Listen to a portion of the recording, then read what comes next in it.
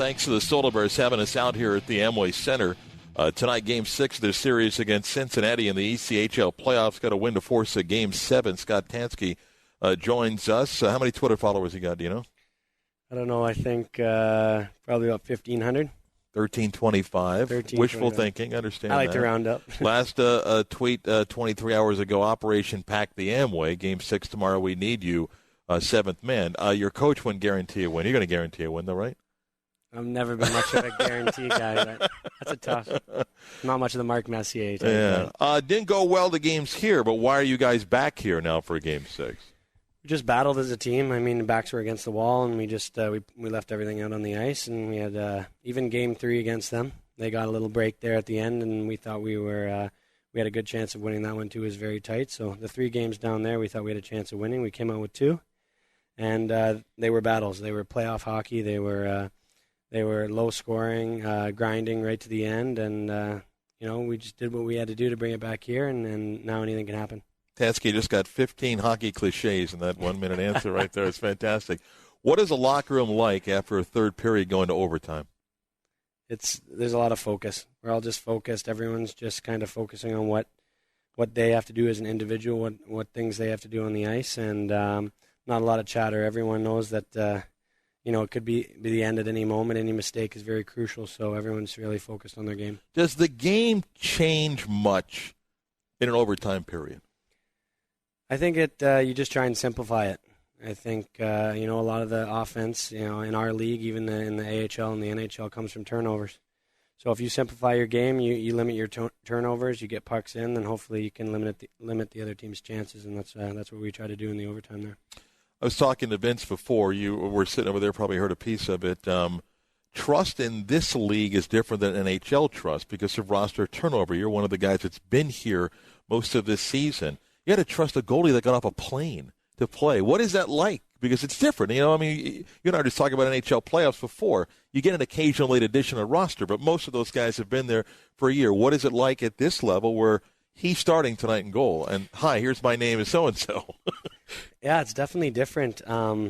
We've had a couple goalies come in here, at different parts in the year and play extremely well. And, we had a guy come in like Gibby, and he's been here before, and we know what type of goaltender he was. So when he came into the room, I think everyone was very confident in what he can do. He's a goalie that's been up at the AHL level. He's shown he can prove himself there, and he's played extremely well for us when he's been down here. So we thought him coming in, we were going to have a chance to win. He was going to make some saves, and he definitely did that. What kind of series has it been? Vince talked about the ebb and flow of this, and again, they win 3, your back's against the wall, you win 2. I mean, as you look at these 5 games, give me a storyline that has emerged for you here. It's been a battle. It's been we came out a little slow at the start. They took it to us a little bit. We kind of got away from our game plan in the first couple games, and then we kind of got away from everything. Came back as a group in the last 3 games, even though we lost that game 3. We just kind of watched some video, really bunkered down as a team there in Cincinnati, and said to each other that we're not done playing hockey yet. We're not ready to be done as a group. And you know what? Our backs are against the wall, and that's sometimes when the good teams show their character, and I think that's what we've done so far. Is there a guy on the team that keeps it loose? That as intense you get, you still got to have a little bit of balance. Is there a jokester? Is there someone that at the odd moment will do something to kind of balance it? Yeah, I think we got a few guys. We keep it pretty loose. We got a couple guys that get really intense, and we got a couple guys a little loose, like Jacob Siepas. Even our equipment manager, Adam Dexter, he's always one of the funniest guys I've ever met, and he's always keeping it loose, trying to keep everyone calm and patient and everything like that. So we got a good mix. We got a lot of great leaders on this team, even the guys who don't wear the letter have been leaders in the past. So, the group of guys we got a mixture, definitely, for sure. Tanski, by the way, is our favorite interview of the Solar Bears because he did pick the Rangers to beat the Flyers tonight, which we appreciate that. You mentioned you played with some guys there. How many tats you got? I have 5, and soon to finish this one off the full sleeve, and 6 at the end of the year. What are you putting on there?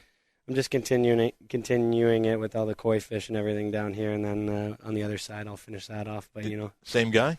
Yeah, same guy. Got a guy in Hartford, so on my drive back home after the year I'll stop there for a little bit, and he does unbelievable work, and it's just been kind of like a hobby of mine, but sometimes that hobby can get a little pricey, so I've been waiting a little bit. Did you ever look at a teammate and go, what the hell is that, as far as a tattoo goes?